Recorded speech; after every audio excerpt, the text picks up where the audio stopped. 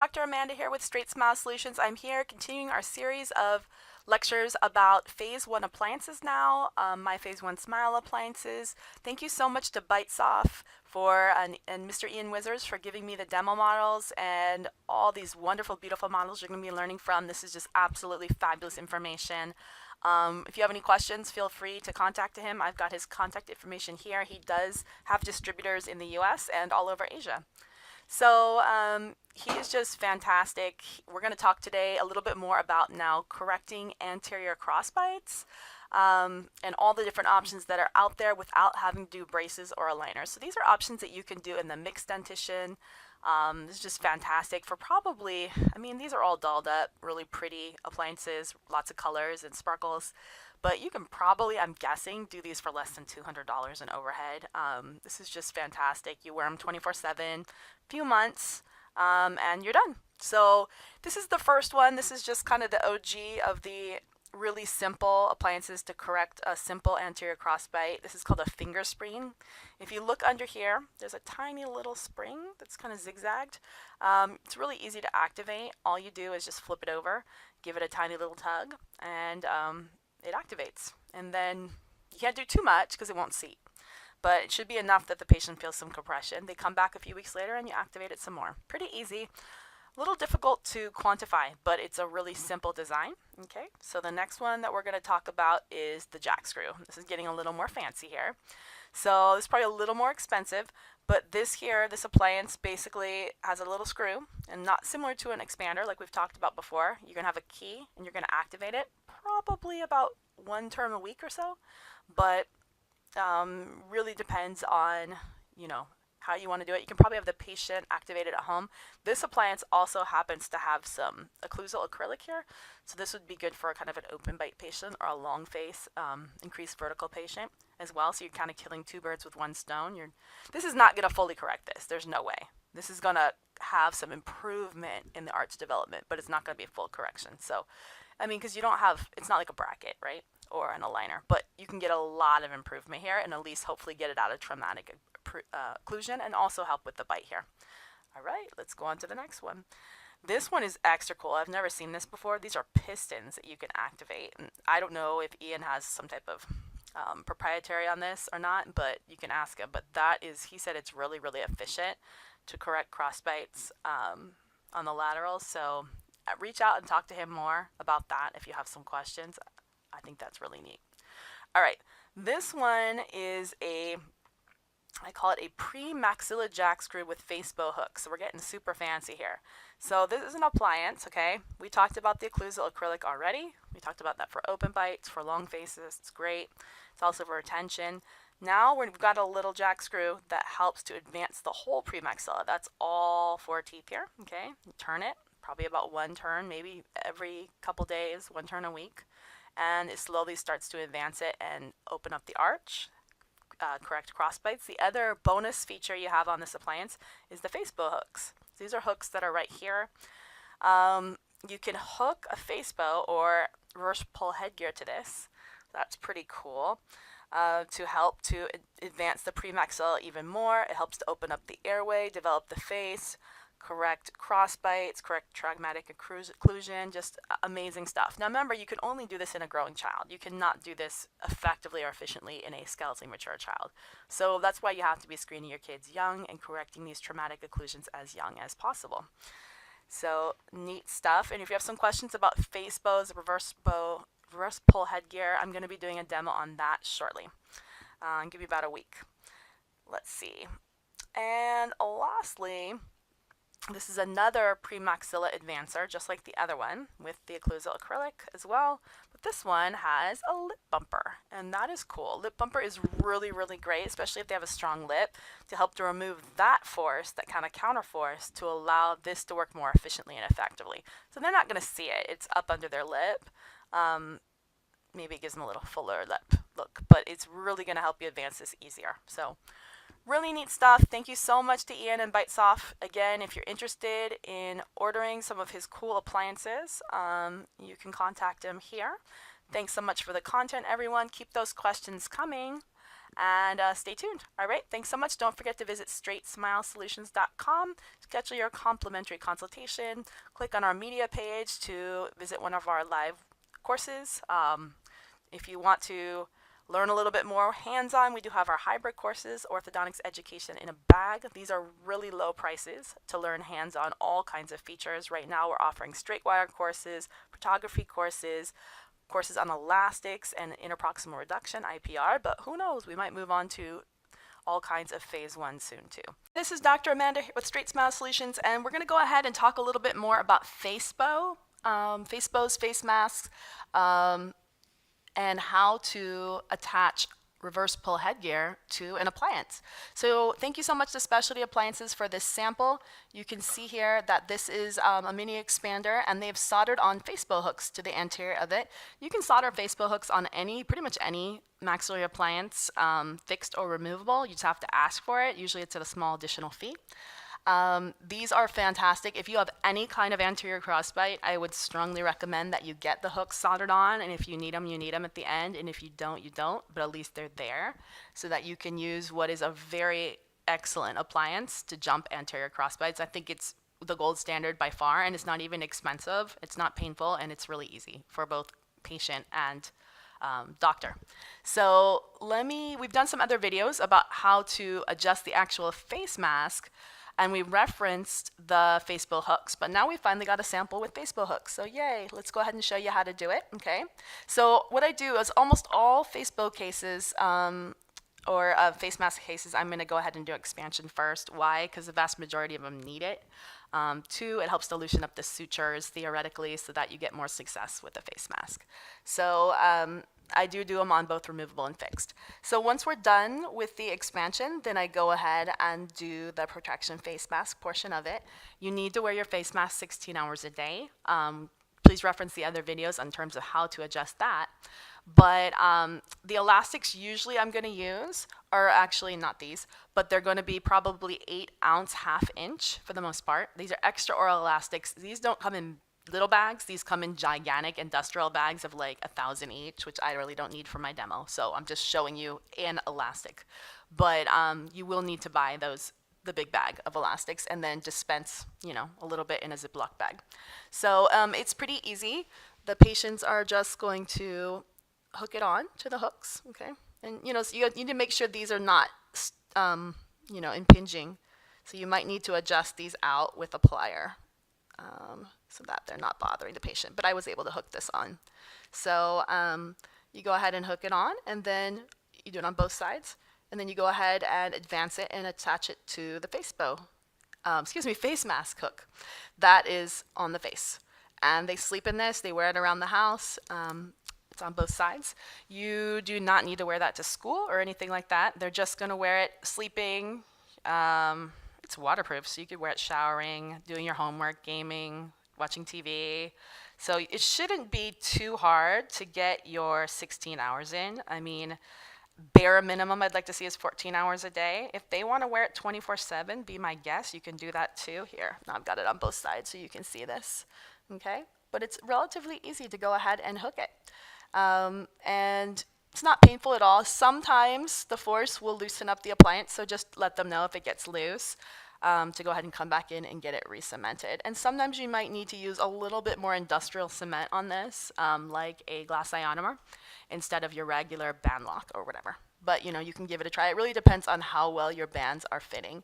And if it's a removable appliance, you need to have some really great clasps in order to make this happen. But anyways, you should see 1 millimeter a month of correction of AP, correction, advancement of the maxilla, if you're actually doing this correctly. So if the patient's actually doing it correctly, you will see visible changes from one appointment to the next. If you're not seeing visible changes, they're not doing it correctly. So it's real easy to have confidence when you prescribe this appliance. And what else? Yeah, I mean, most times they're going to wear it for 4 to 8 months maybe. I would always over protract because you're going to get a tiny bit of relapse when you stop using it. So get yourself at least not just edge to edge, but some majorly positive overjet. So you have some wiggle room. when you go ahead and discontinue it. So anyways, that's how a protection face mask works. Thank you again to Specialty Appliances. I did put their contact information in the body of the YouTube video. And today we're going to go ahead and jump into class 3 correction. We're going to be talking about class 3 correction in growing children.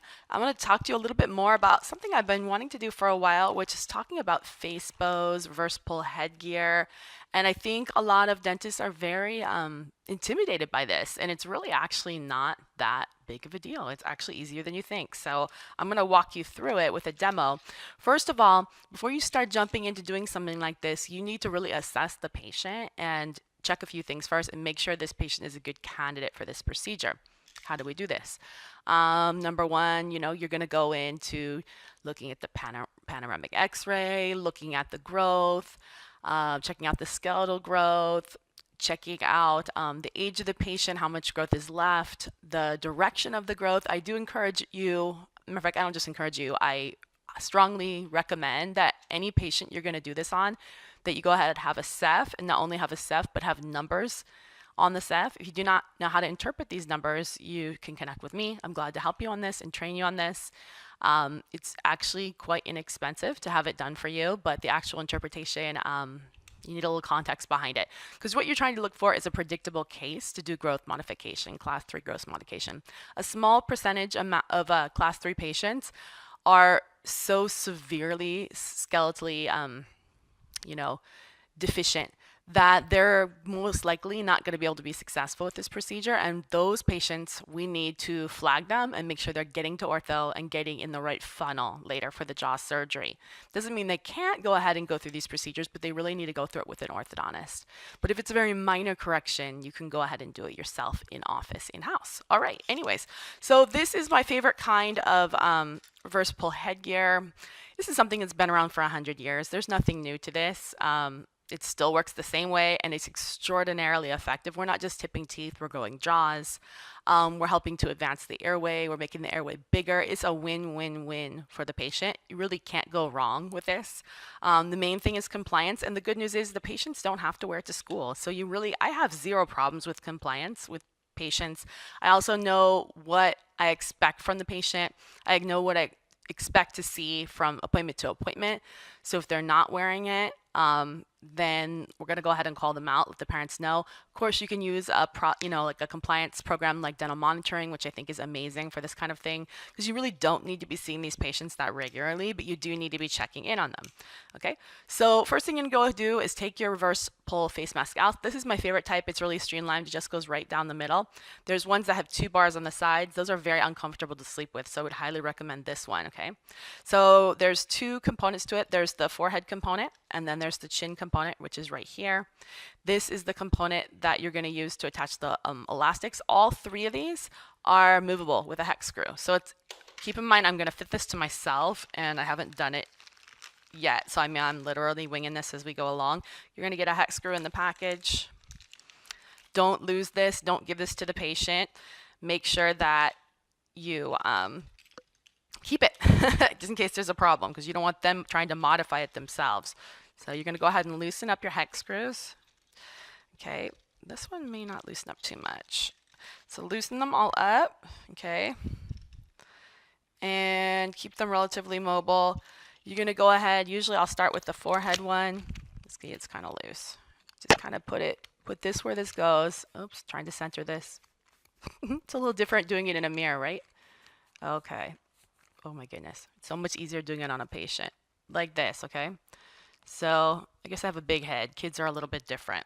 You can go ahead and mark it, tighten it, nice and tight. Okay, so now I should have my forehead and my chin part done. Why am I crooked? Okay, well, don't do it crooked on your patient. Okay, it should be lined up with the middle of the face. Okay, something like that. There we go. Okay, so this part is pretty good. Maybe I'd put the forehead up a little bit more. And of course, have it less crooked. And then this part right here should be downwards and forwards of the occlusal plane.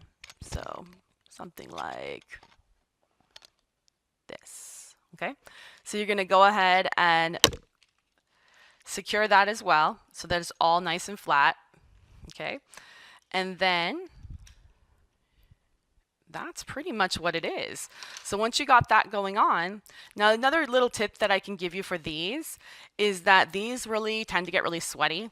They give you extra pads in the package, but they get really sweaty. The kids tend to get like breakout, especially during the summer. So you might want to line them with moleskin. Like moleskin, like from Dr. Scholl's, works really well. Or you can put a little like talcum powder or like cornstarch so that they don't get sweaty. But I like the moleskin. I think that works really well. So I like to reline it. Well, yeah, I mean, that's pretty much it. You're just going to wear it like this. And then you're going to have to attach it to some type of appliance. Usually I'm going to go ahead and do either an expander, some type of fixed expander, removable expander, something like that, to go ahead and loosen up the sutures first. The vast majority of patients that need some type of protraction face mask are also going to need expansion. It's all part of one deal. So I don't think I've seen anyone that couldn't benefit from it. So go ahead and make sure you finish your expansion first. I usually wait till the expansion's done so I know where it is. Then I start this in the retention phase of the expansion. You can have hooks soldered on your expander or on your Schwartz or on your sagittal or whatever type of appliance you have. And the elastics will go from the hooks that are right here to these little kind of zigzag bars right here. Usually I'm going to use 8-ounce elastics on each side. Hang on. I'll show you how to hook them. This is not 8-ounce, but at least it's an elastics. This is 6.5 ounce. Sometimes people will just do double, like 2, but you usually need about a 1/2 inch. Like the regular elastics are not going to work, like in terms of diameter, because they're not going to stretch that far. But you're going to have to try it in. So there are some companies that make extra oral elastics. They don't all. So, but basically you're going to go ahead. Oh my goodness, making it crooked. And you're going to go ahead and hook it like this. Okay, 1, 2, all the way on the back, both sides, bilateral. Okay, and then it's going to be the mandibular plane, excuse me, the occlusal plane should be moving downward and forward, just like normal growth. So it shouldn't be straight out, it should be downward and forward. So when you try it in, it should look really even, really balanced, not like canted at all. And the plane should be going downward and forward. Probably 8 ounces, 1 8-ounce elastic on each side, probably a 1/2 inch elastic, but you might need a slightly bigger diameter elastic in order to hook on it properly. So you might need to get a couple different extra oral elastics. Sometimes people will increase the force to a little bit more than 8 ounces on each side, but I would say start with that and go from there. So that's pretty much it. They need to make sure that they're wearing their Protraction face mask or reverse pull headgear minimum 16 hours a day, bare minimum. So that means it goes in the second they're done with school. They wear it during homework, gaming time. They take it out to eat dinner. They put it back in. They wear it for bed. It shouldn't be falling off. The pieces shouldn't be loose. They shouldn't be mobile. It should be relatively secure when they sleep. If it's coming off when they sleep, you need to reevaluate that.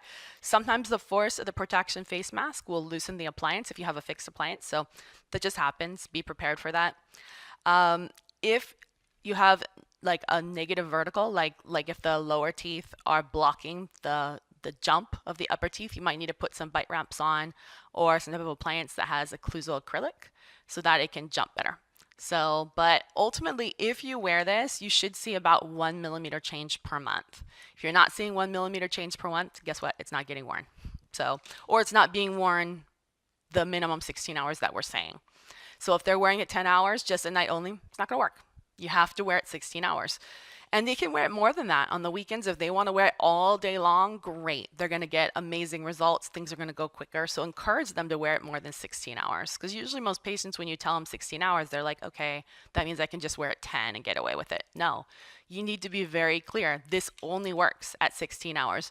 How long will they need to wear it? Well, it's about, like I said, up to 1 millimeter a month. If they're actually wearing it properly, if they're wearing it subpar, it's not going to work at all. So it's a waste of everyone's time. You know, how many millimeters do you need? Basically, you know, how much advancement do you need? You're going to have some relapse when you stop. So you always want to advance a little bit more than you need. But for the most part, I can easily get 3-4 millimeters of advancement with this. I might relapse 1 millimeter. But that's just, if you can get it from an edge to edge bite to a positive overjet, with a little extra slack, you're pretty much good. Make sure your vertical is pretty good too. And then you just got to keep an eye on it, because they can, depending on what type of growth issues they're having, if it's just maxillary deficient, usually you're fine at that point. But if there's mandibular prognathism, you're going to start to see some more problems possibly creep up later. But again, this only works if they're still growing. So you should know how to analyze growth in a patient. And if you don't, feel free to connect with me. I'm glad to teach you. All right. Thanks so much. Got any questions, please visit StraightSmileSolutions.com. Any other questions about correcting class 3 bites? All right, have a great day.